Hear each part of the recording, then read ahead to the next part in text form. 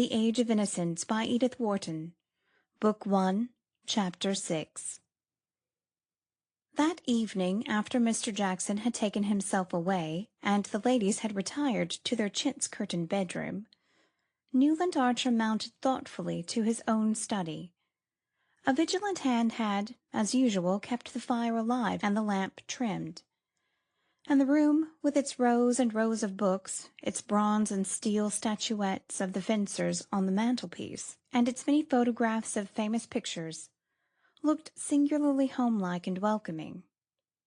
As he dropped into his armchair near the fire, his eyes rested on a large photograph of May Welland, which the young girl had given him in the first days of their romance, and which had now displaced all the other photographs on the table.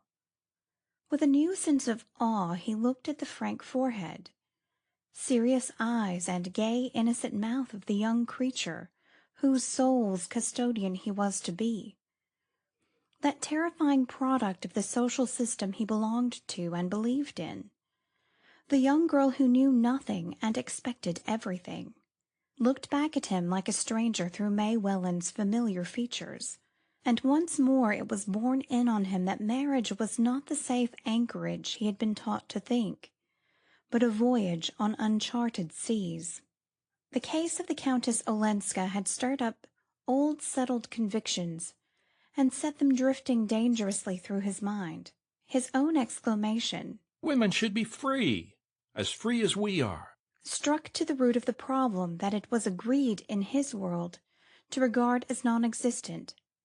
Nice women, however wronged, would never claim the kind of freedom he meant, and generous-minded men like himself were therefore, in the heat of argument, the more chivalrously ready to concede it to them.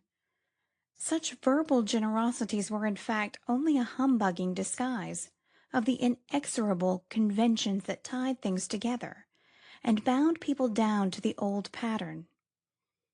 But here he was pledged to defend, on the part of his betrothed cousin, conduct that, on his own wife's part, would justify him in calling down on her all the thunder of church and state.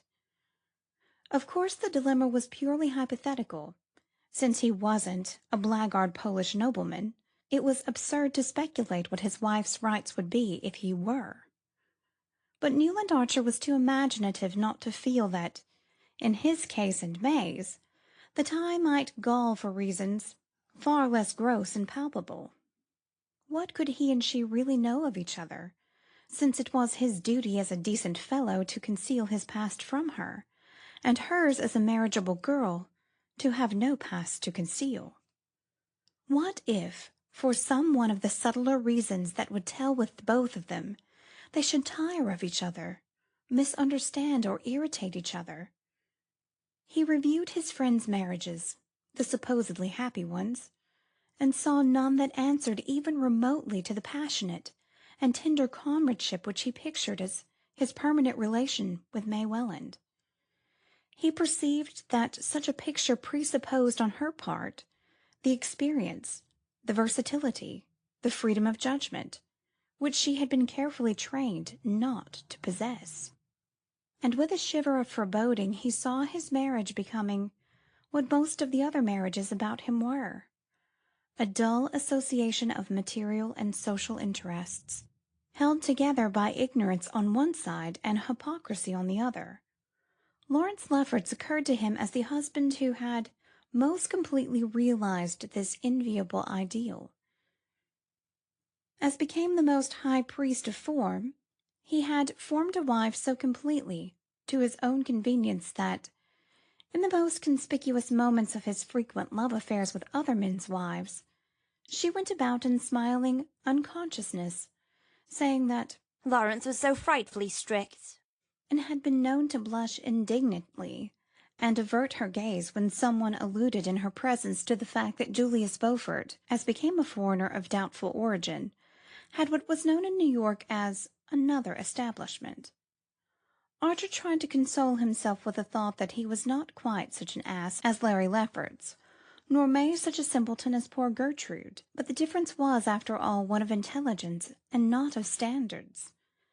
In reality, they all lived in a kind of hieroglyphic world, where the real thing was never said or done or even thought, but only represented by a set of arbitrary signs. As when Mrs. Welland, who knew exactly why Archer had pressed her to announce her daughter's engagement at the Beaufort ball, and had indeed expected him to do no less, yet felt obliged to simulate reluctance, and the air of having had her hand forced, quite as, in the books of primitive man, that people of advanced culture were beginning to read, the savage bride is dragged with shrieks from her parents' tent. The result, of course, was that the young girl, who was the centre of this elaborate system of mystification, remained the more inscrutable for her very frankness and assurance. She was frank, poor darling, because she had nothing to conceal, assured because she knew nothing to be on her guard against, and with no better preparation than this, she was to be plunged overnight into what people evasively called the facts of life. The young man was sincerely but placidly in love.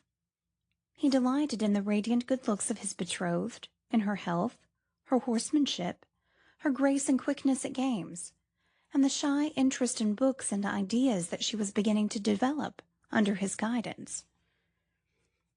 She had advanced far enough to join him in ridiculing the idols of the king, but not to feel the beauty of Ulysses and the Lotus Eaters. She was straightforward, loyal, and brave. She had a sense of humour, chiefly proved by her laughing at his jokes, and he suspected in the depths of her innocently gazing soul a glow of feeling that it would be a joy to waken. But when he had gone the brief round of her, he returned discouraged by the thought that all this frankness and innocence were only an artificial product. Untrained human nature was not frank and innocent. It was full of twists and defences of an instinctive guile.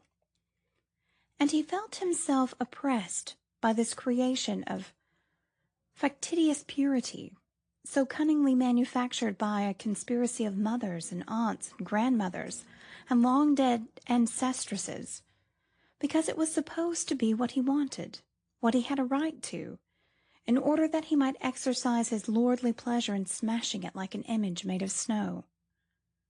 There was a certain triteness in these reflections. They were those habitual to young men on the approach of their wedding day, but they were generally accompanied by a sense of compunction and self-abasement, of which Newland Archer felt no trace. He could not deplore, as Thackeray's heroes so often exasperated him by doing, that he had not a blank page to offer his bride in exchange for the unblemished one she was to give him. He could not get away from the fact that if he had been brought up as she had, they would have been no more fit to find their way than the babes in the woods. Nor could he, for all his anxious cogitations, see any honest reason, any that is unconnected with his own momentary pleasure and the passion of masculine vanity, why his bride should not have been allowed the same freedom of experience as himself.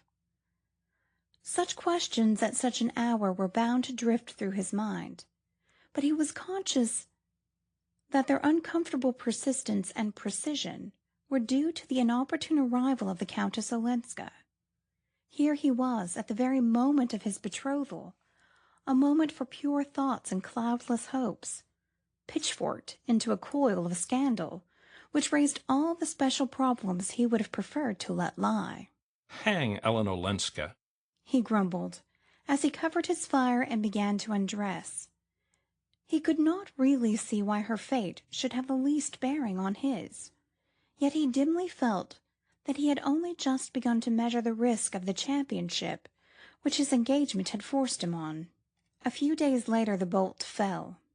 The Lovell Mingotts had sent out cards for what was known as a formal dinner, that is, 3 extra footmen, 2 dishes for each course, and a Roman punch in the middle, and had headed their invitations with the words, "To meet the Countess Olenska," in accordance with the hospitable American fashion, which treats strangers as if they were royalties, or at least their ambassadors. The guests had been selected with the boldness and discrimination in which the initiated recognized the firm hand of Catherine the Great, associated with such immemorial standbys as the Selfridge Marys, who were asked everywhere because they always had been, the Beauforts, on whom there was a claim of a relationship, and Mr. Sillerton Jackson and his sister Sophie, who went wherever her brother told her to, were some of the most fashionable and yet most irreproachable of the dominant young married set, the Lawrence Leffertses, Mrs. Lefferts Rushworth, the lovely widow, the Harry Thorleys, the Reggie Chiverses, and young Morris Dagonet and his wife, who was a van der Luyden. The company indeed was perfectly assorted, since all the members belonged to the little inner group of people who, during the long New York season, disported themselves together daily and nightly with apparently undiminished zest. 48 hours later the unbelievable had happened. Everyone had refused the Mingotts' invitation except the Beauforts and old Mr. Jackson and his sister.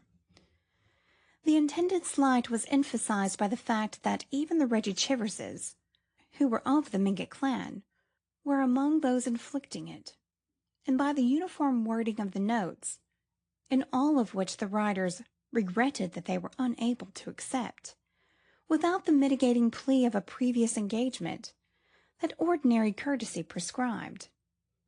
New York society was in those days far too small and too scant in its resources for everyone in it, including livery stable keepers, butlers, and cooks, not to know exactly on which evenings people were free.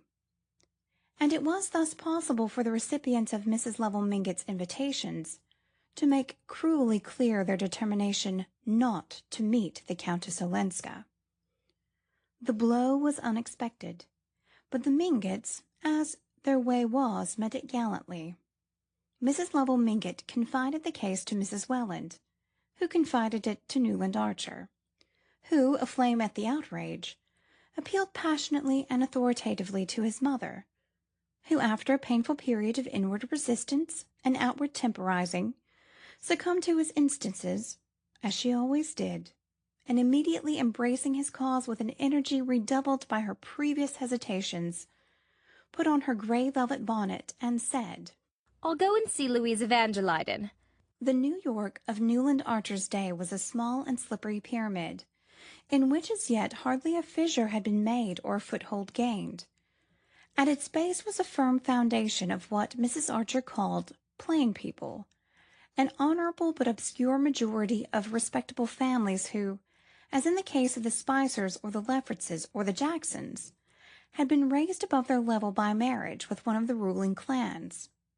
People, Mrs. Archer always said, were not as particular as they used to be, and with old Catherine Spicer ruling at one end of Fifth Avenue and Julius Beaufort at the other, you couldn't expect the old traditions to last much longer. Firmly narrowing upward from this wealthy but inconspicuous substratum was the compact and dominant group which the Mingotts, Newlands, Chiverses, and Mansons so actively represented. Most people imagined them to be the very apex of the pyramid, but they themselves, at least those of Mrs. Archer's generation, were aware that, in the eyes of the professional genealogist, only a still smaller number of families could lay claim to that eminence. "Don't tell me," Mrs. Archer would say to her children, "all this modern newspaper rubbish about a New York aristocracy. If there is one, neither the Mingotts nor the Mansons belong to it. No, nor the Newlands or the Chiverses either. Our grandfathers and great-grandfathers were just respectable English or Dutch merchants, who came to the colonies to make their fortune, and stayed here because they did so well. One of your great-grandfathers signed the Declaration, and another was a general on Washington's staff, and received General Burgoyne's sword after the Battle of Saratoga. These are things to be proud of, but they have nothing to do with rank or class. New York has always been a commercial community, and there are not more than 3 families in it who can claim an aristocratic origin in the real sense of the word." Mrs. Archer and her son and daughter, like everyone else in New York, knew who these privileged beings were, the Dagonets of Washington Square, who came of an old English family allied with the Pitts and Foxes. the Lannings, who had intermarried with the descendants of Count de Grasse, and the van der Luydens, direct descendants of the first Dutch governor of Manhattan, and related by pre-revolutionary marriages to several members of the French and British aristocracy. The Lannings survived only in the person of two very old but lively Miss Lannings, who lived cheerfully and reminiscently among family portraits in Chippendale. The Dagonets were a considerable clan, allied to the best names in Baltimore and Philadelphia, but the van der Luydens, who stood above them all, had faded into a kind of superterrestrial twilight, from which only two figures impressively emerged, those of Mr. and Mrs. Henry van der Luyden. Mrs. Henry van der Luyden had been Louisa Dagonet, and her mother had been the granddaughter of Colonel Dulac, of an old Channel Island family, who had fought under Cornwallis and had settled in Maryland, after the war, with his bride, Lady Angelica Trevenna, fifth daughter of the Earl of St. Austrey. The tie between the Dagonets and the Dulacs of Maryland, and their aristocratic Cornish kinfolk, the Trevennas, had always remained close and cordial. Mr. and Mrs. van der Luyden had more than once paid long visits to the present head of the house of Trevenna, the Duke of St. Austrey, at his country seat in Cornwall, and at St. Austrey in Gloucester, and his Grace had frequently announced his intention of some day returning their visit, without the Duchess, who feared the Atlantic. Mr. and Mrs. van der Luyden divided their time between Trevenna, their place in Maryland, and Skuytercliff, the great estate on the Hudson, which had been one of the colonial grants of the Dutch government to the first famous governor, and of which Mr. van der Luyden was still patroon. Their large solemn house in Madison Avenue was seldom opened, and when they came to town they received in it only their most intimate friends. "I wish you would go with me, Newland," his mother said, suddenly pausing at the door of the brown coupe. "Louisa is fond of you, and of course it's on account of dear May that I'm taking this step, and also because, if we don't all stand together, there will be no such thing as society left." End of Book 1, Chapter 6 of The Age of Innocence.